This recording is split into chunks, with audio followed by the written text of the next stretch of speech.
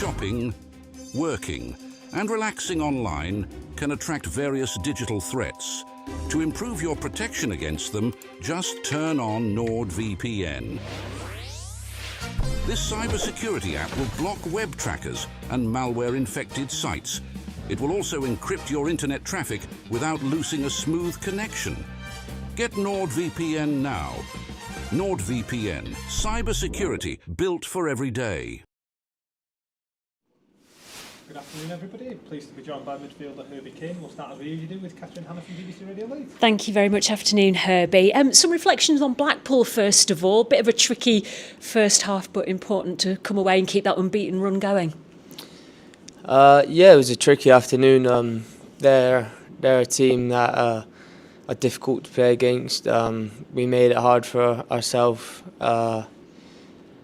first half especially. But I think the character from the lads shown in the second half, and in the end, I think it was a good point. And to keep the unbeaten run going over the course of such a long period now, what do you put that down to? I think character and mentality. I think that's been massive for us in games. Some games we haven't played at our best, or things ain't gone our way, but we've managed to stick in the game and get a result from it. So I think the mentality of the group from the start of the season to now has grew massively. And do you feel that as part of a midfield trio with Ben, with David Casimo or Joe Hodge in David Casimo's absence, do you really feel you're starting to build those relationships because your impact on games seems to be really coming to fruition? Yeah, whoever it is in midfield, we have a good connection. We work hard in training at building that connection, whoever it will be, and we're all good players, so we can feed off each other and help each other when needed, and yeah, I think whoever's playing in that midfield, we're very strong. So. Is there anything in particular that Michael Duff's been working on with you, particularly in the last few weeks? I think sometimes I try and look for the killer pass like quite a lot, which is trying to find a balance between maybe playing it and keeping the ball sometimes. But I think trying to do that without taking that part of the game away from me. But yeah, it's something that I could definitely work on, but at the same time I still want to be playing them type of passes and trying to get assists. So I imagine that's quite hard to do because it must be so instinctive that your brain must work in a certain way that you're looking for the perfect pass to maybe dial that down a little bit. It must be tricky. Yeah, I just think sometimes maybe there's other options. They might be better options, they might not be, but or someone might be in a better position to make them passes. But like I said, it's not taking it away from me. It's just maybe different options that I could play. So it's finding that balance when and what areas, and the state of the game is telling me. So, is it fair to say that Michael Duff has changed your role ever so slightly? I think this is something he's talked about previously, maybe dropping back a little bit more, and how have you found kind of adjusting to that? Yeah, a lot of games this season I've played more deeper than I have done previous seasons, but I've also played as a holding midfielder, so it's not foreign to me. It's like I could do it. I don't mind doing it. So yeah, I don't mind whereabouts I play, as long as I'm playing, and I try my best at the job that I'm in the team to do. Then it's fine with me. Not just in midfield, with people returning from injury, there's competition all over the pitch. I guess in your areas, we saw Jonathan Hogg do well at the weekend, coming on. Anthony Evans, Joe Hodge is back as well. Hopefully not too long before David Casimo's back fit again. Are you kind of very aware that there is a lot of competition and that you have to keep on hitting certain levels? Yeah, it don't bother me how many midfielders there is, or or the competition that's around me, I focus on trying to do the best, try and help the team, and yeah, I very much focus on myself rather than other people. Are you quite hard on yourself? No, I wouldn't say so. I'm very I am in a way, but I can get over things quite quick. Like, I keep trying to do things, so even if it don't come off, I still continue to try and do them. But I think the more, maybe earlier on in my career, I'd be quite hard on myself, but I've learned to be better at that and move on to the next thing. Yeah, I suppose there's no point having a mindset where it's keeping you awake at night worrying about things that have already happened, is there? Yeah, that's what I mean. There's no point dwelling on mistakes. Everyone makes mistakes. So yeah, it's just make sure you learn from it and try and put the next one right, and that's what I tend to do. Final couple from me. Firstly, the addition of Joe Taylor and Dion Charles, very exciting additions to the squad. Does that make you change your game, having the two of them in front of you and figuring out how to get the best out of them with the right service? Yeah, well, they're players that I've played against before. They like to run in behind. They've obviously got great quality. So yeah, I'm looking forward to playing more of them, and hopefully they can get a few goals and get me a few assists as well, which would be nice. We've only met them both briefly, but neither strike me as being backwards at coming forwards in telling people exactly what they want. Is that fair to say, that they will communicate, right, this is what I'm going to do, make sure it goes here kind of approach? Yeah, that's what you want from strikers. You want to know their strengths and what they want, just as I'll be telling them what I want when I've got the ball as well. So I think it works both ways, and I think that's how you gain a partnership and a connection with your teammates, not just strikers, but with everyone on the pitch. And I think we've got healthy change rooms that we can do that with each other. Finally, on Bolton then, parted company with Ian Evatt this week. Does that make it more difficult to prepare for a game, not really knowing quite how they might shape up or what approach they might take? Yeah, I guess so.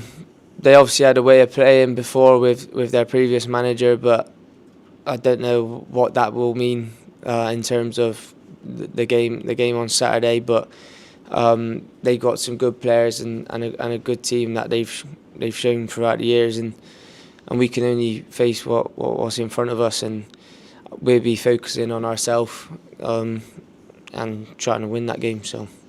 Does that kind of make redundant then? Obviously you had a fantastic win at their place in the league earlier in the season, different kettle of fish in the EFL trophy, but can you really take anything from either of those games going into this one?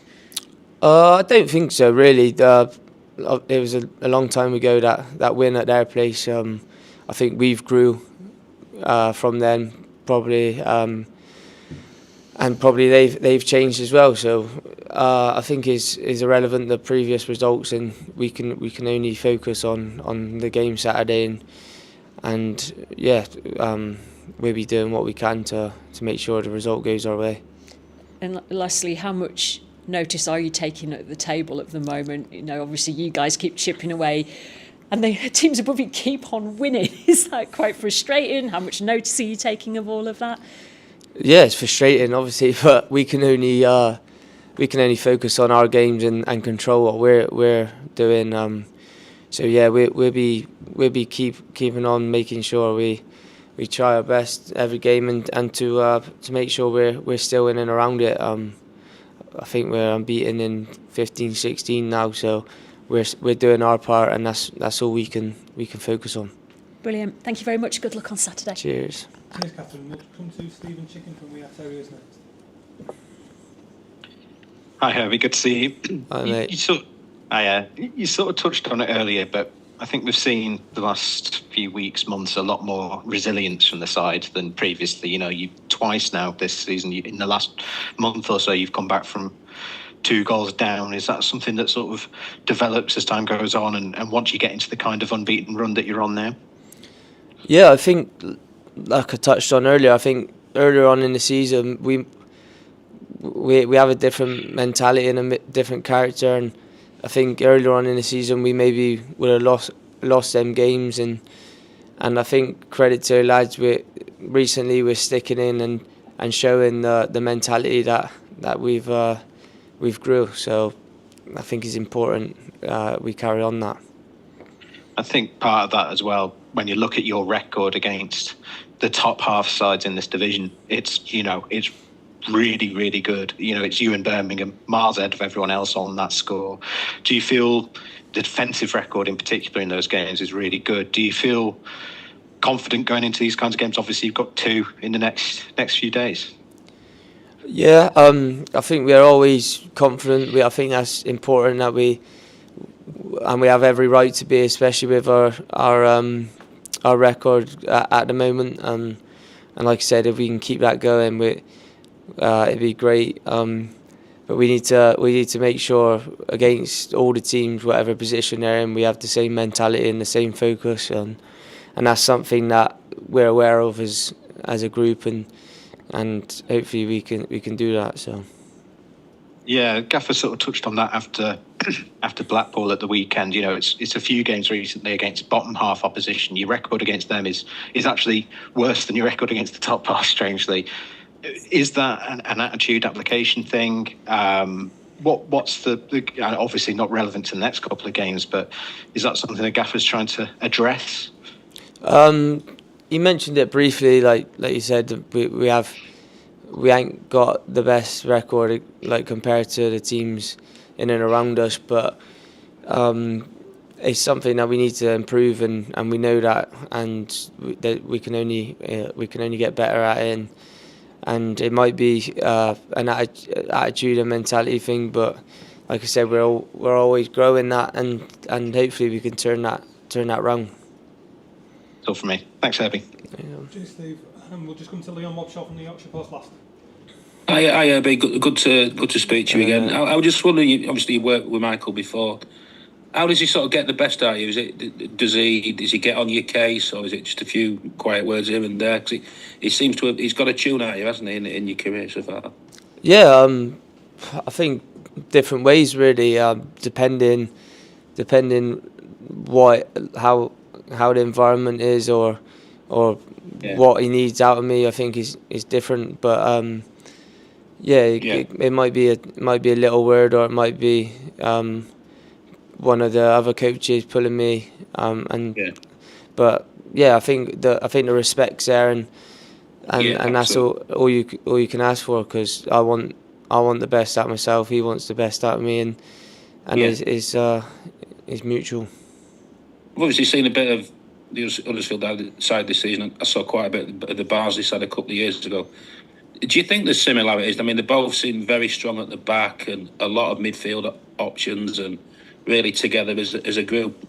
Do you sort of see sort of similarities from that to the Barnsley side that went all the way to Wembley? I guess so, in a way. We're organised and we play similar. So yeah, you could say there is similarities between them, but we got a good team and good players, and we did at Barnsley and now at Huddersfield. So yeah, it seems similar as well. I mean, I remember that season there was Plymouth, Sheffield Wednesday, was it Ipswich, Barnsley. This season you've got Wrexham, Birmingham, Wycombe, Huddersfield, and it seems like 4 into 2. It's another mad race, isn't it, for the top two, and you don't want to be missing out, hopefully. Yeah, there's massive teams in this league now, and also with big budgets, so it's always going to be tough. Like League One, you got teams like Charlton, like there's teams like that are good teams, big clubs, and just it's going to be difficult. But if we can stick in there and keep chipping away, then we've got every chance.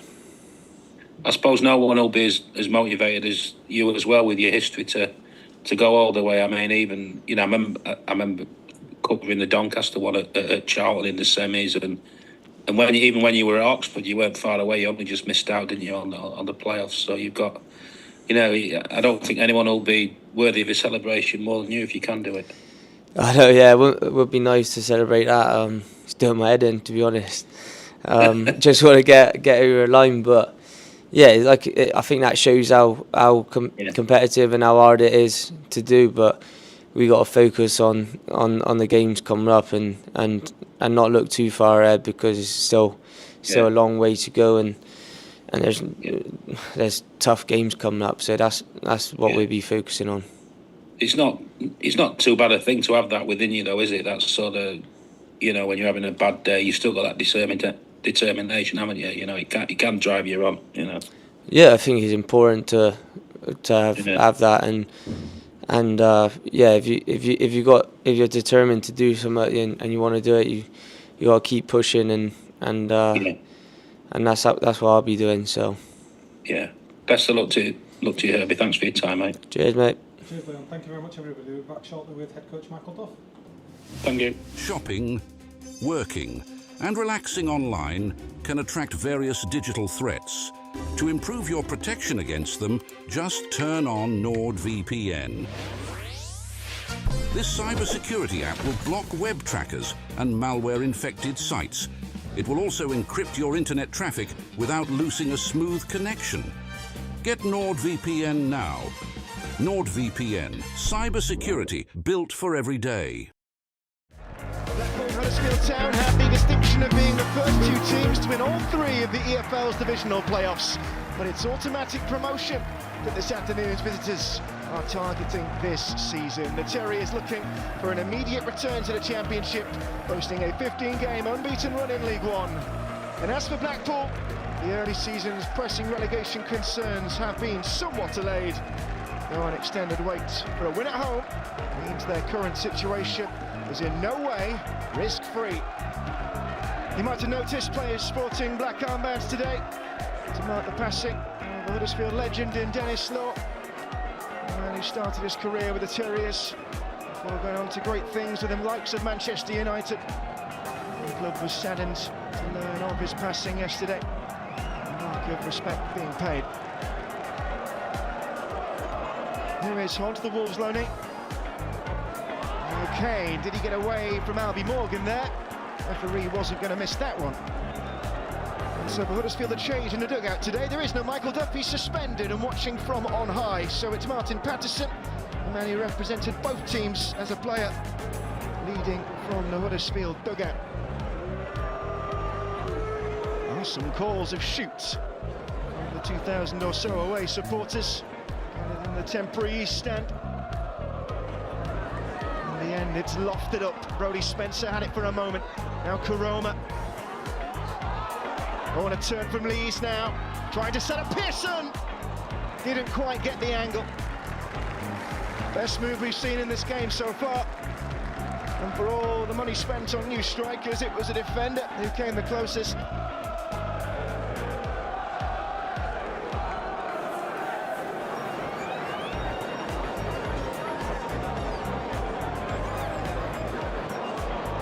Huddersfield, one of the relegated trio from the Championship. Here's Bloxham. Now Apter. Try to get inside the defenders here. Rob Apter and getting the shot away and finding the opening goal. And Blackpool have the lead against the league's form team. Well, it was taken well. And home form has been a struggle for the Seasiders. He scored here on New Year's Day against Shrewsbury, and he's got one against Huddersfield this afternoon. Knew exactly what he wanted to do inside Spencer, took it round Lees, and an excellent finish.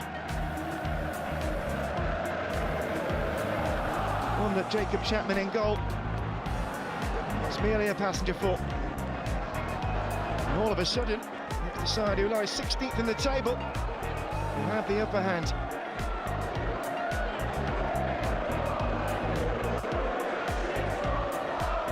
Still 10 points clear of the bottom four at kick-off. And they stand set to cut down that 11-point gap to the playoffs. James thinks he can take this one on the ground route. Taylor saw the challenge coming. Charles, and now Ben Wiles. Chance for Huddersfield here. Ben Wiles off the line. Brilliant block by Ollie Casey. And Blackpool's lead remains intact. Excellent last-ditch defending. Good wherewithal from Taylor to move it quickly into the path of Charles. And then Wiles with a strike, it would beat most defenders.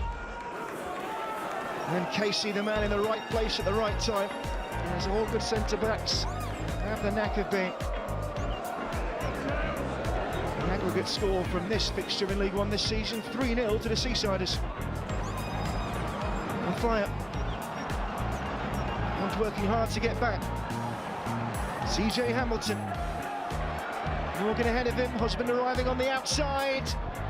And wobbling it towards goal and in. Has it crossed? Huddersfield look across, well, the signal's not being given. The net ripple only an illusion. And Blackpool joy is short-lived. And if so, it's brilliant defending on the line. The second exhibition we've seen of that today. This was the opportunity. Daring cross chip to the back post. Oh, it's off the bar and away, there's no doubt about it. It's Brodie Spencer on the line. Husband with the chip. I wonder if he meant it. Fletcher was already celebrating.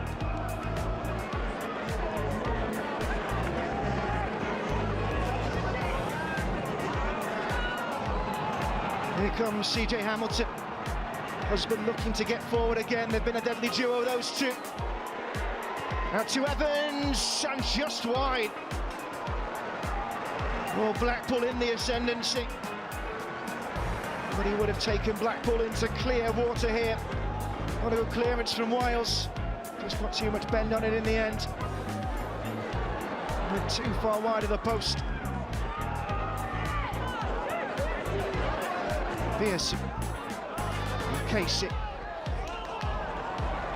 Now stopped by Husband. And Blackpool second, that'll make it really interesting. Goodness me, they've come close. Husband inside Pearson. This is Fletcher. And crossing. And in. And this time it will count. It's Herbie Morgan. And in added time, Blackpool have a second. They came so close a few minutes ago.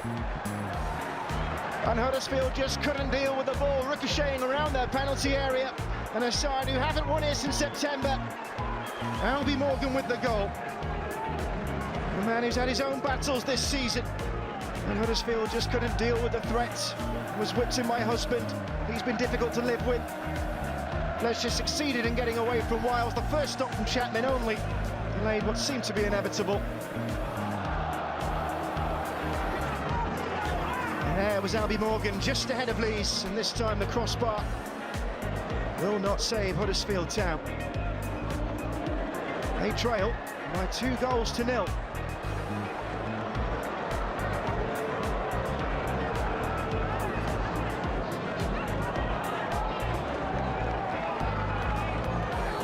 Comes Turton, looking to get a cross in, and it's gone for a corner.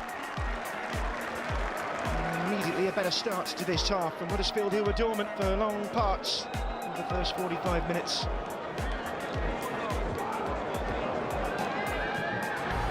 Looking ahead of Taylor, away with comfort by Elkin Baggett. Here's Turton, then Wiles. Anthony Evans again. Looping this one up. Taylor on the turn, and a brilliant goal! Joe Taylor on debut for Huddersfield Town. They've fought to bring him in for half of this season. And goals like that should show you exactly why they were so keen. In from Luton. And the Terriers man has fired them back into contention in this game.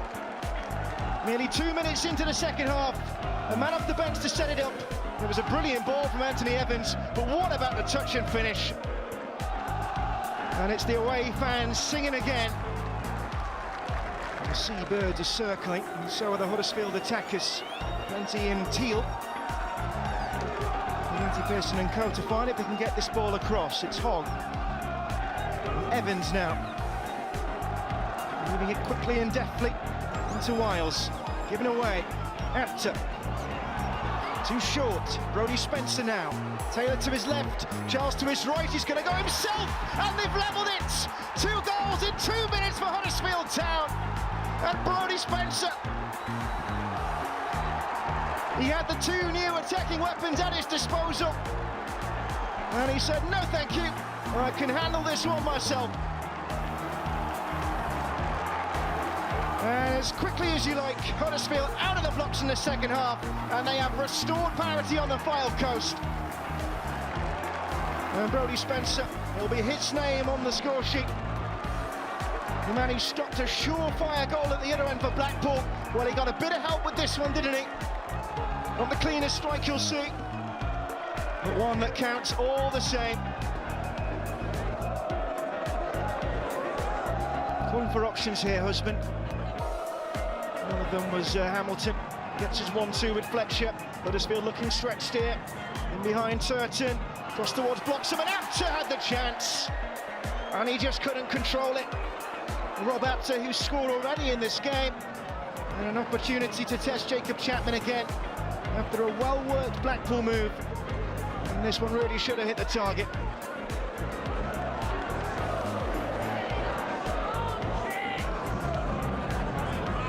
Valka with Apter to deal with. And it's gone straight to Lee Evans, and an opportunity here for Bloxham, and he's put it wide. And his teammates are furious because Bloxham there, plumb in front of goal, and a golden opportunity. And should he have done better? There's no question that Radinho Balka should have done better. He played it against his own man. It falls to Bloxham. Okay, there are covering defenders. He tries to sneak it inside the post. Just couldn't get the curl he needed. Shopping, working, and relaxing online can attract various digital threats. To improve your protection against them, just turn on NordVPN. This cybersecurity app will block web trackers and malware in connection. Get NordVPN now. NordVPN, cybersecurity built for every day. Welcome back, everybody. I'm pleased to be joined by head coach Michael Duff. We'll start as we usually do with Catherine Hannah from BBC Radio Leeds. Thank you very much. Afternoon. Let's start with Bolton then. Ian Evatt parting company with the club this week. What was your reaction to that? After the back of the performance on Tuesday night, surprised I went to the game. They were really, really good, to be honest. Not quite sure how they lost the game. But obviously Ian's been under a little bit of pressure for a while. They're a big football club. He's done a brilliant job. You know, I've competed a lot against him in the last 4.5 years that he's been there. So from where he's taken them from the beginning to the end, it's night and day. So you just hope he gets remembered for the good work that he did, and not for the difficult bit at the end. You know, it's sort of been going on for a little bit of time. We obviously beat them early in the season, and there was a bit of noise then, but it's life. It's part of the job, and I think sometimes in the moment people forget, you know, he's just a bloke who's done really well for the football club. And at the end, it's in any other walk of life, there's a lot talked about it at the minute, but in any other walk of life, some of the things that are said to you when you stood on the touchline, if it happened on the street, you wouldn't accept it and you wouldn't take it either. But it's almost part of the job now that you have to be able to take it and not show any emotion, which is difficult when you invest so much. So he'll come back. You know, and ultimately, he's been successful. He hasn't got to where he's had to because of the last couple of playoff campaigns. But he's a good fella. He's definitely a good manager, and he'll come back again. And he might do a bit of good to. Excuse me, I'm going to sneeze. To rest. Hopefully, I'm not going to sneeze. No, go on. It's horrible when that happens. From Huddersfield Town's perspective, does that have much of a knock-on effect on your preparations to face Bolton on Saturday? Yeah, because we don't know what we're going to face now. So, you know, Bolton were pretty structured in the way that they approached the game, the way they wanted to play. You know, so I went to the game Tuesday night, and quite a lot of it you already know, but you just want to get your eyes on certain things. And now with Julian taking the team, because it's not any of the assistants, you know, they've all gone. So it's the academy staff that are taking them, and there could be a back three, could be a back four, could be back five. So it's difficult. So we've got to focus on us now. And no matter what they play, we know now within whether we get the team sheets, we might get the team wrong. But after 30 seconds of the game, you know what formation they're playing, so it's just an adjustment of a couple of things. So we'll be fully prepared. Because one thing, like I said, they've got some good players. I think one of the reasons they're not out of the they're not bottom of the league. They feel that they've been underachieving, and they've got some really, really good players to a point where they've totally dominated a game on Tuesday night against a good Charlton team. Somehow lost it, but you break the game down, they should have won the game. Team-wise for Saturday, is there anybody closing in on a return to being available again? I think Lass can have some involvement in the game. Probably unlikely to start just based on the amount of time that he's been out. Obviously we got minutes into Rads last week, got minutes into Reece Healy, so it's more okay. We haven't actually got that many out now. You've got your long-termer in terms of Wardy. Then you've got Cass, Nigel, who are not. They're a bit of time away, but they're not. It's not like at one point we get a team list of the squad every morning in a morning meeting, and there was more red than was green. That's not the case anymore. So it's just getting people fitter and fitter. Obviously, Lee Nichols came back into it last week as well. So it's hopefully, I said this a few weeks ago, and we got a spate of injuries. So hopefully we're starting to look strong again. Just with David Kasimu and Nigel Lombard particularly, is there a time scale on their possible return yet? It's weeks rather than months. David will be closer than Nigel just because of the type. They're both hamstring injuries, but just the type of where it was. There was a bit of tendon involved in Nigel, but I think you're probably looking at a couple of weeks for Cass and maybe 3, maybe 4 for Nigel. And then you've got your long-termers in terms of McKellen and Wardy.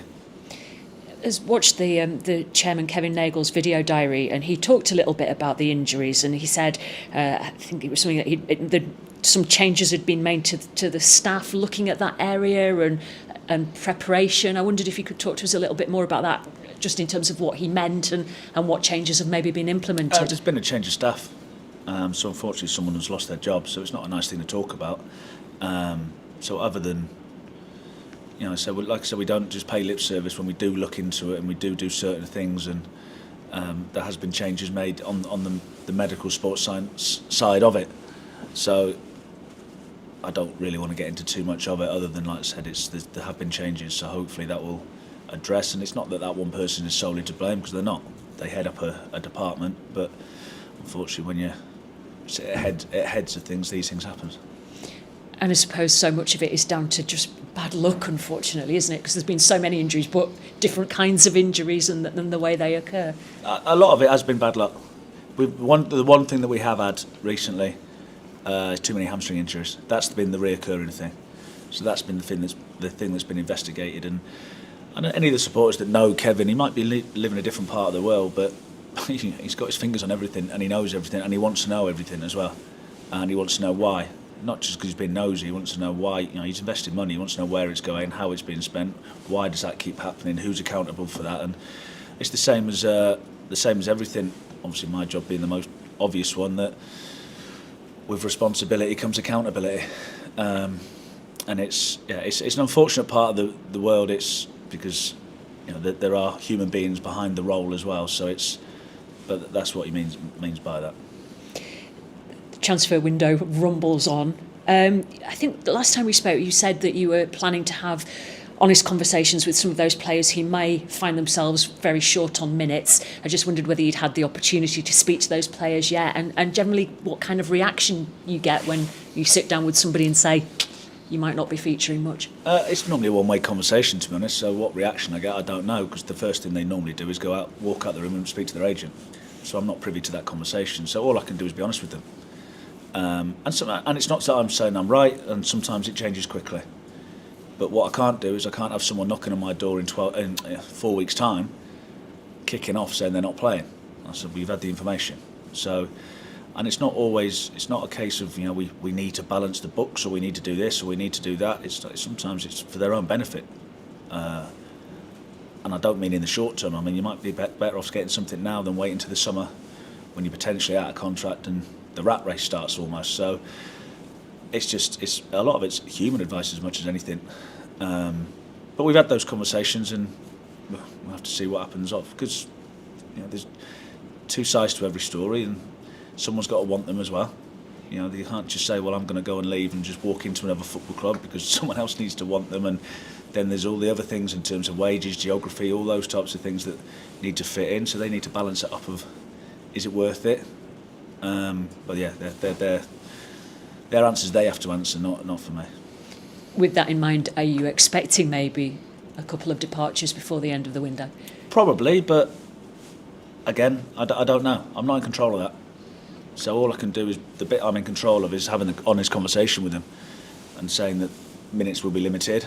We're not expecting to lose anyone else in terms of anyone that we don't want to lose. But again, that might happen.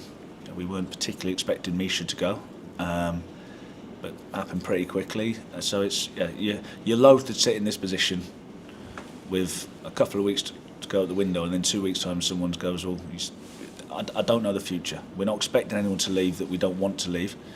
A couple of people might leave that basically benefits both parties. Finally, in terms of the squad, great news that the injury list is getting shorter, but with that comes competition for places. We saw Jonathan Hogg and Anthony Evans come on to good effect at Blackpool for the second half. Are you maybe minded to switch up the midfield a little bit and introduce some of the physicality that they can offer? It's conversations to be had now. For 3 months we had 3 midfielders to pick from, and they were brilliant, and they got us through it in terms of Cass, Herbie and Wowsy. But what we're on now, we're on Thursday now, Monday, Tuesday, Thursday, the intensity in training is ramped up another level, because they smell it, they see it, you know, they know they have to be at it in training. So it's easy for me to say at the start, but from the start of the season to now, the levels in training are really, really good. Doesn't always guarantee you a result, but it does help. And we do have conversations. We watch training back every day. You know, I've got to go back to the ground now and finalise a team, because we're already knocking things around, whereas probably a month ago you didn't really have an option. It's like, well, they're the only ones that are fit, we're going to play them, and they were great because we've been on an unbeaten run. But now it's, you're knocking things around, and you want to make sure you do pick the right team, and there are lots of factors go into that. It's not just a case of we won last week, oh no we didn't, but we won last week, we'll pick the same team. You want to be able to, pros, cons, potential subs, different scenarios. If we're 1-0 up, 1-0 down, what do the subs look like? All these types of things that you're trying to get right. And whoever we do pick, they know they need to play well to stay in the team. And because of that level of competition and that determination, everybody wants to be involved. Do you sometimes have to tell them to rein it in a bit in training?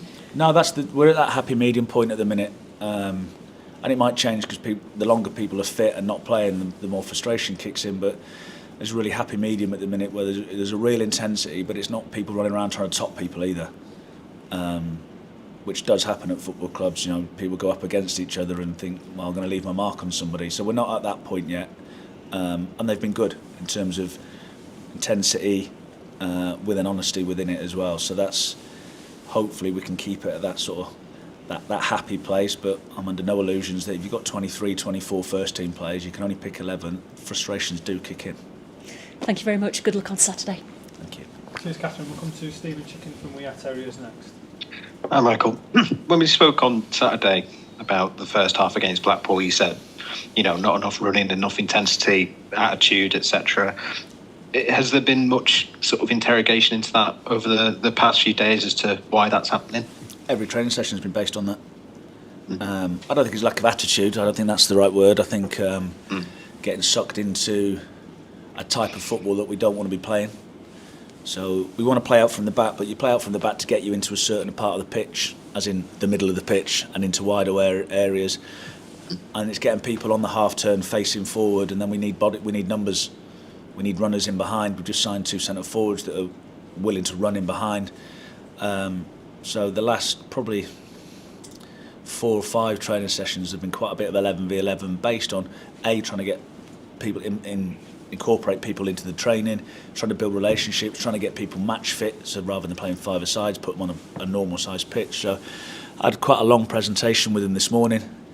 So the debrief was based on those comments. Training was 11v11, blocks of 6 minutes, and the beauty now that we have that many analysts and trainers filmed with drones and cameras and things, so we can show them pictures of exactly what we mean. So that's been the whole week's training, because the build-up play was good. It was just the next part, and it's getting to that point where I don't want to be a football team. Well, I've just signed 2 centre forwards who are 5'9", so we're not just going to smash it from back to front, because it doesn't work. But I don't want to have 427 passes before we get out of our own half. I want to be able to play both ways. It's probably a lazy way of saying it, but I want to play mixed football. If they come on a full court press, I want to be able to play in areas and go in behind them. But if they do drop off, it's not getting sucked into that backwards, sideways. You never have to run and never have to break a back line. So that's been, all 3 training sessions this week have been based on that, with presentations to evidence it. Yeah. Do you think that might be behind why, when I looked at the numbers earlier today, your record against the top half is actually better than your record against the bottom half? Is it about finding that, the right way to break down a team like that? I think there's a bit of balance. I don't want to harp back to last year, but last year we never had the ball.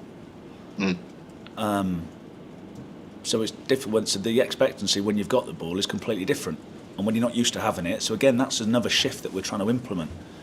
The obvious one for me is my last game as a Swansea manager. We had 82% of the ball against Huddersfield.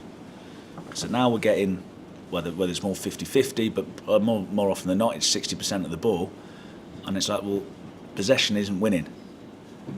Purposeful possession and playing in the right areas. And sometimes I'd rather go long, turn them around, and then play off the second ball, and then play, because you've taken out the front part of the pitch. So it's without smashing it around centre forwards' throats or round above their head with a 6'5" centre half, go and get hold of that. That's not the job either. So you're trying to get that balance all the time. And I think we've done it pretty well, but just a few times in the last first half, when teams have let us have the ball, we've gone, all right then, and it's just been a little bit too slow at certain moments. I want to play out from the back, but it's like goal kicks. If they drop off, I don't want them to hit everyone short, because they're dropping off to let you have it short. Well, don't play into what they want you to. Same as I don't want to always just boot it from every goal kick either. You need to draw teams on. So getting the balance and the happy medium is something that probably in the last couple of weeks we've maybe got a little bit wrong, and that's why we've been trying to adjust it. That's all from me. Thank you. Appreciate it. Cheers, Stephen. We'll just come to Leon Bobshaw from the Yorkshire Post last. Hiya, Michael. Good to talk to you. I've just sort of looked at your numbers, and sort of your second half, the number of goals you conceded is right up there at the top. Sort of home and away. I think it's about 8, isn't it, at home or away, something like that. I mean, does that come back to all the work you sort of do in pre-season, getting that that fitness, organisation, resilience? It's something that you did well at Barnsley as well in that regard. Your sides have really been surely a good endurance level throughout the seasons, and a consistency in that regard. But I think all 4 teams that I've managed have been organised. People can put different slants on different things, but one thing I don't think anyone could ever say is that they weren't organised. So I think it's the easiest part is getting teams organised. The hard part is scoring goals and being creative and things. But again, I don't think it's a case of, it's getting that balance of I don't want to just sit in and defend, and I don't want to just bank in. In certain games you have to. The second half at Stockport we had to bank in, and you've got to be able to do it. But we want to be able to go and press teams as well and get after teams and play really aggressive. So again, it's a balance thing. But a lot of the fundamentals, so there's certain rules that we have and certain vocabulary that we have that they all understand now. Again, we're having meetings with even centre forwards, with the 2 new centre forwards last week, and it's got right. Well, when you hear me shouting on the touchline, that's what I mean. That's what I mean. That's what I mean. Because it's new words to them. I've got a moany voice. I tell them that all the time. I've got a moany voice. Even when I'm saying well done, it sounds like I'm moaning a lot of the time. Just so they've got a clear understanding of what their roles and responsibilities are, and say it all the time. It's just because they've got the ball. The centre forwards have a job, but so do the wing backs, so do the set midfielders, and it's each knowing what their individual role is within their unit, and then the unit within the collective group. So there is a lot of hard work pre-season goes into that, which is why a lot of the time when you play the better teams in pre-season, you basically just work. We played Hertha Berlin. We won the game, but we hardly had the ball. But it was brilliant in terms of working on certain things that we want to look at. because again, your evidence that you're showing in the pictures of it all the time. So it's a long answer, but I think it's important. Again, I don't want to be just known as a defensive team. I don't want to just be known as a free-flowing, possession-based team. I don't. Maybe I'm wrong, but there's a lot of smoke and mirrors in football now, and perception sometimes is greater than the actual reality. But wouldn't want to get tagged in that. I just want to be known as a good manager that gets the best out of his team and they play half decent football. But most important is you've got to try and win. So that's we want to get a balance of everything. Ultimately, is what I'm trying to say. Obviously, Rodinho's come back into the fold, and it's terrific for the lad. He's had a hard run in the first half of the season.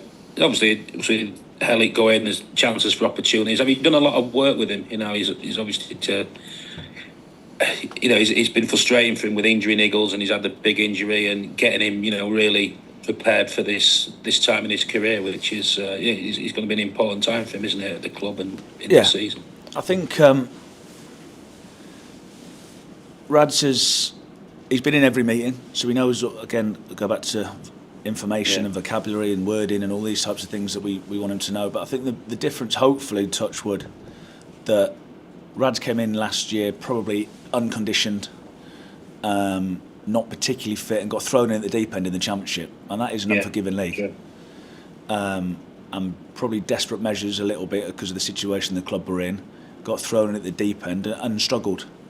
So he came back pre-season, so a lot more conditioned, a lot leaner, but then breaks his ankle, making a tackle, his ankle goes under him, so it's not even a bad tackle. So that's just bad luck. But one thing that he's had since then, he's leaner, definitely leaner. Well, I've just had a meeting about it. He's a lot leaner. Yeah. His body weight's down. He's going into football now conditioned because he's had a full run of training and a build-up. So at some point we will need to throw him in, but we're hoping that by integrating him rather than chucking him in the deep end will be more beneficial for him, because we're aware of the last 12 months of history, but there's certain things you can't account for, as in your ankle going underneath you. Yeah, exactly. I was going to ask you about Rhys Healey as well. I mean, he obviously came in, and it was probably hard for him coming in mid-season as well, and he's had his injury issues. It's obviously seen as if you brought a few strikers in, but I suppose he's still got a role to play if he's fit and firing and at it a role, this season. In the same place as Rad's, integrating him now. Last year got thrown in again probably and broke down a few times, and he's had a stop-start. So rather us thinking, right, when's he fit, when can we get him to start, when we can get him to start, well, we just signed 2 centre forwards, so there's not a needs must, and it's not that we don't think Rhys is a good player, but we're trying to do something different. You keep doing the same things, expecting different results. Everyone knows the answers to that one. So it's with Rhys, it's putting him on a slightly different programme to everyone else, because he's slightly different to everyone else, because ultimately he's a good footballer. Everyone knows Rhys Healey's a good footballer, but the key is you've got to keep him on the pitch. So we're just trying to find that balance of almost doing his training, so we're sort of increasing his workload rather than going, right, you're fit, you're playing. And he breaks down again. So that's where we're at. And the 2 subs that we made in the centre forward area on Saturday, I think the 2 centre forwards that we signed are good players, and I think the 2 centre forwards that came off the bench at this level are as good as you're going to get. So that's a good place to be. But the key is you're only good if you're fit and you can get on the pitch. And that's been Rhys's thing. But he's been good. We've had a lot of conversations with him. Again, a lot of it's education, telling him why we're doing it and explaining the reasoning why. And he's on board with it as well. So because ultimately he's had one game where he's been back on the pitch. It's only been for 15 minutes, but it's a lot better than being in the gym every morning. I know that, and he knows that as well. Very best of luck Saturday, Michael. Thank you. Cheers, Leon. Cheers, everyone. Thank you very much. We'll see you. Shopping, working, and relaxing online can attract various digital threats. To improve your protection against them, just turn on NordVPN. This cybersecurity app will block web trackers and malware-infected sites. It will also encrypt your internet traffic without losing a smooth connection. Get NordVPN now. NordVPN, cybersecurity built for every day.